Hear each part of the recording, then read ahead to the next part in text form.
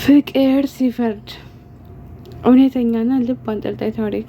አዘጋጅ ማኒ። ክፍል 7።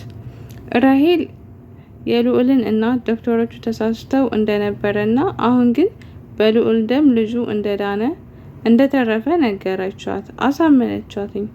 ይህንን ሲሰማ ብዙነክ በንዴት እንባው እንደ ጎርፍ ይወርድ ጀመር።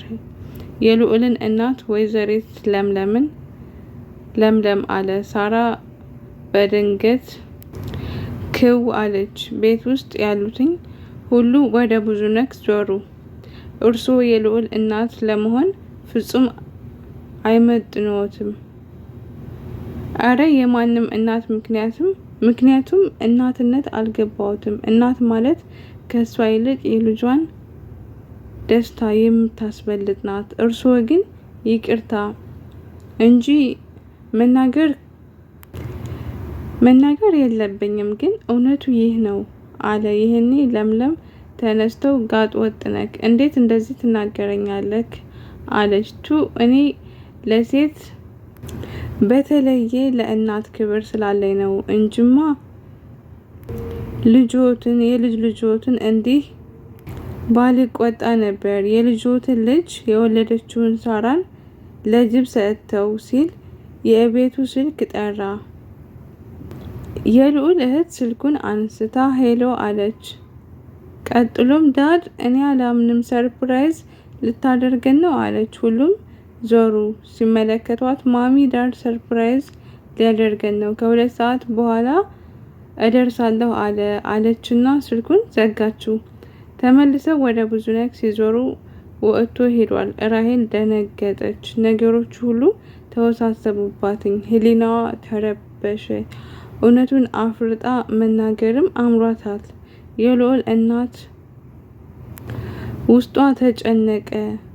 አባቱ ለልዑል እንደ እንቁ ነው የሚያየው። አሁን ሲመጣ ልጅህ ጠፍቷል ቢባል ምን ሊፈጠር እንደሚችል መገመት ቀላል ነው። ይህ በእንዲህ እንዳለ የልዑል አባት ከአሜሪካ መጣ። ሁሉም ለመናገር ፈርተው ሳለ ስለ ልዑል ውሸት መጠንሰስ ጀመሩ።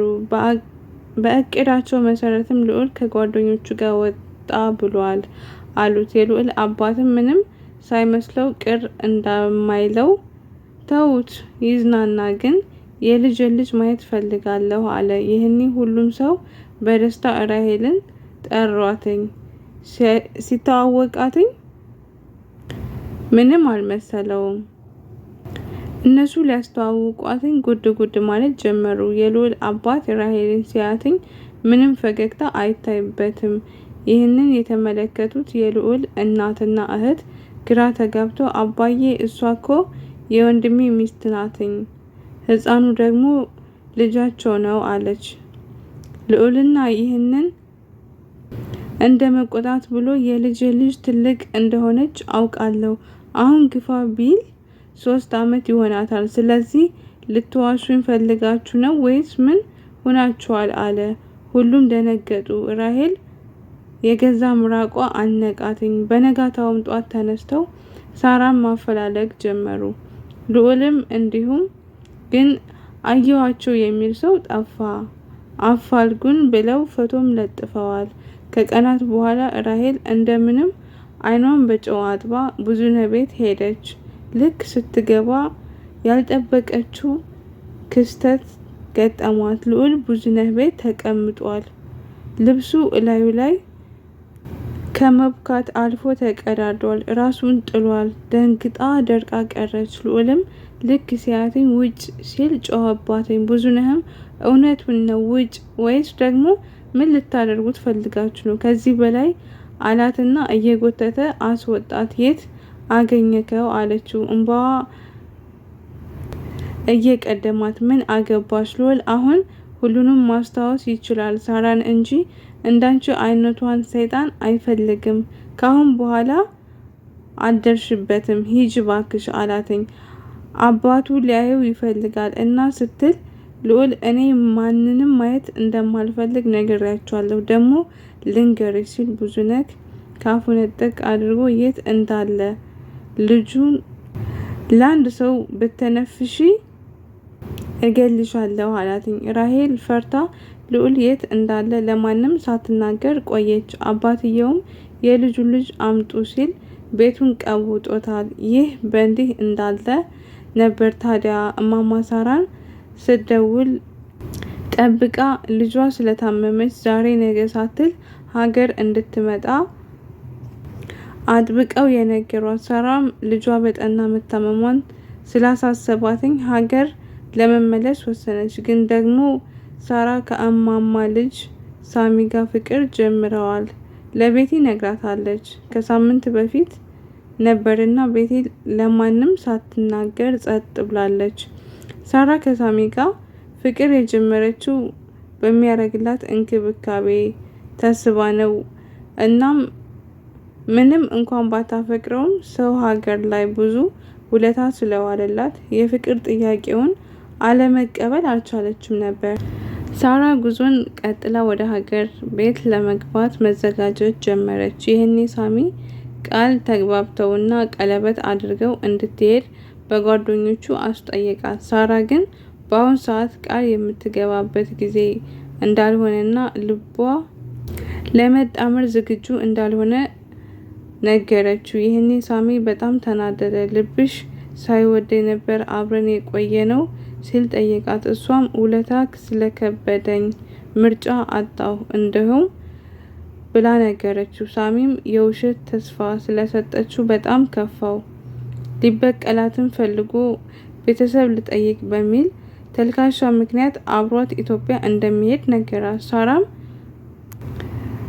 መቃወም ስላልፈለገች አብሯት ወደ ኢትዮጵያ እንዲገባ እሺ አለችው። ሳራና ሳሚ ከአዲስ አበባ ሪፖርት እንደደረሱ በቃቸው፣ እኔ ወደ ባህር ዳር ነው የሚሄደው አለችው። ሳሚም አብሬሽ መጥቼ ልጅሽን መተዋወቅ እፈልጋለሁ። እናም ደግሞ የጓደኛዬ እናት እማማን መጠየቅ አለብኝ አለ። ሳራ በጊዜው የልጇ መታመም ስለነበር ያስጨነቃት መልስ ሳትሰጠው እነማማ ጋር ደወሉ። መምጣቷን አበሰረች። እማማም ዛሬ ስለመሸ ነገ ትመጫለሽ ልጄ እዛው እደሪ አሏትኝ። እሷም ያን ቀን በጣም ስለመሸ አንድ ሆቴል ውስጥ ሁለት የተለያየ ክፍል ይዘው አደሩ። በነጋታውም ጧት ኮንትራት ታክሲ ይዘው ወደ ባህር ዳር ተጓዙ። በመንገዳቸውም ላይ ሳራ በትዝታ ተዋጠች። ከልዑል ጋር ያሳለፉትን ጊዜ እያሰበች ሳታስበው እንባዋ መውረድ ጀመረ። የእንጀራ እናቷን መበቀል ባለመቻሏ እንዲሁም በተቃራኒው ሕይወቷ መመሰቃቀሉና ክፉዋን ለሚመኙ ሁሉ ማሸነፍ ባለመቻሏ ተደምሮ ደም እንባ እያለቀሰች ሳሚም እንደ ሕፃን ደረቱ ላይ ልጥፍ አድርጓት አባበላት። የሱን እንባ መውረድ እንኳን ያስተዋለው ሳራ ስትጠርግለት ነው።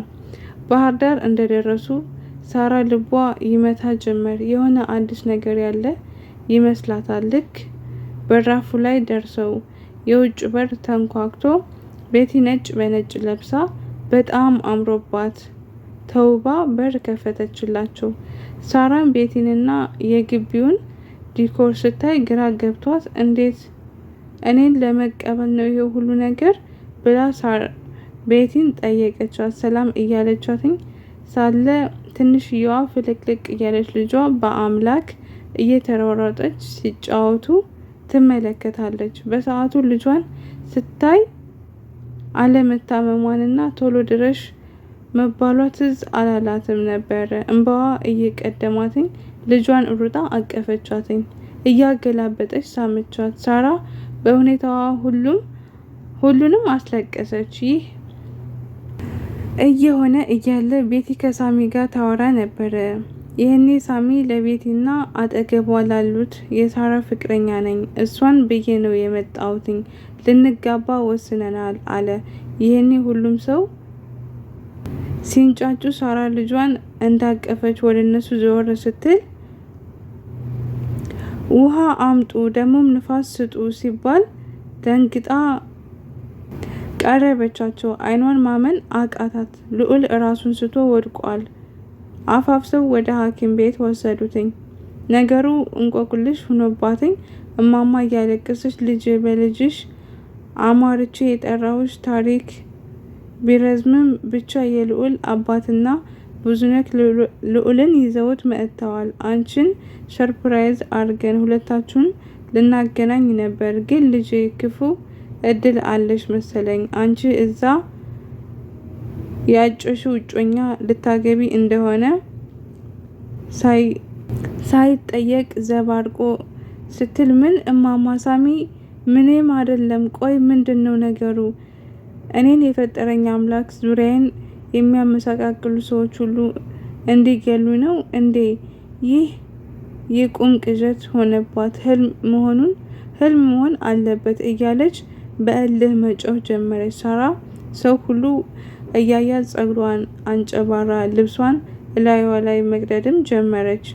የሚያዩዋትኝ ሁሉ ያበደች መስሏቸው እማማ አታፍጡ አስቁሟት እንጂ እያሉ ሰውን መቆጣት ጀመሩ። ታዲያስ ቤተሰቦች በቀጣይ ፓርት እንጠብቃለን።